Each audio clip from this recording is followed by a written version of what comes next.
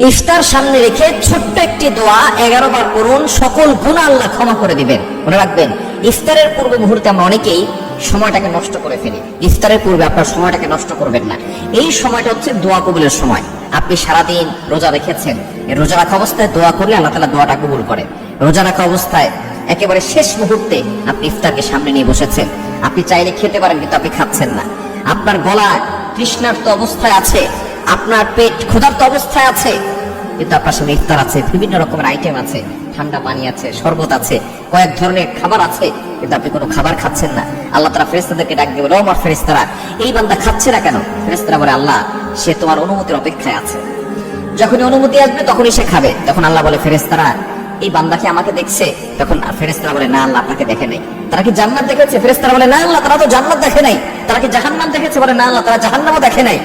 তখন আল্লাহ পাক রব্বুল আলামিন ফেরেশতাদেরকে ডাক দিয়ে বলে, আমার ফেরেশতারা, যে সকল বান্দারা আমি আল্লাহকে খুশি করার জন্য তারা না খেয়ে আছে, ক্ষুধার্ত পেট নিয়ে খাবার সামনে নিয়ে বসে আছে, এই ব্যক্তি এখন যেই দোয়া করবে আমি আল্লাহ তাআলা সেই দোয়াটাই কবুল করে নিব। এজন্য এই সময়টা দোয়া কবুলের সময়। অনেক মা বোনরা আছেন, এই সময় আপনি ইফতার বানানো নিয়ে ব্যস্ত থাকেন, পেঁয়াজ ও আলুর চপ শরবত বানানো নিয়ে ব্যস্ত থাকেন, প্রতিদিন আপনার ব্যস্ততার সময় কাটছে, আপনি দোয়া কবুলের সময় দোয়া করতে পারছেন না। এই সময় একটা দোয়া করবেন, ইয়া ওয়াসিআল ফাদলি ইগফিরলি, ইয়া ওয়াসিআল ফাদলি ইগফিরলি, ইয়া ওয়াসিআল ফাদলি ইগফিরলি। হে অসীম ক্ষমতাবান আল্লাহ পাক রব্বুল আলামিনকে আপনি ডাক দিচ্ছেন, ইগফিরলি, আল্লাহ আমাকে ক্ষমা করে দেন, আমি গুনাহগার, আল্লাহ আমাকে ক্ষমা করে দেন।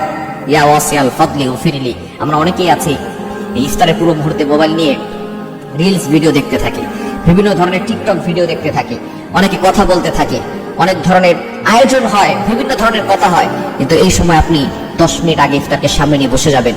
আপনি তারপর আল্লাহর কাছে বলবেন, আপনার দুঃখের কথা বলবেন, কষ্টের কথা বলবেন, আল্লাহকে বারবার বলবেন, ইয়া ওয়াসিআল ফাদলি ইগফিরলি, আল্লাহ আমাকে ক্ষমা করে দাও, আল্লাহ আমাকে ক্ষমা করে দাও। না, যে ব্যক্তি রমজান পেল আর নিজের গুনাহ ক্ষমা করতে পারলো না, তার মতো হতভাগার কপাল পোড়া কেউ হতে পারে না। এজন্য আসুন আমরা ইফতারের পূর্বে এই ছোট্ট দোয়াটা বেশি বেশি করব। সর্বনিম্ন 11 বার পরে আল্লাহর কাছে দোয়া করব, ইয়া ওয়াসিআল ফাদলি ইগফিরলি। করা যাবে তো ইনশাআল্লাহ। আল্লাহ তাআলা সকলকে আমল করার তৌফিক দান করুন।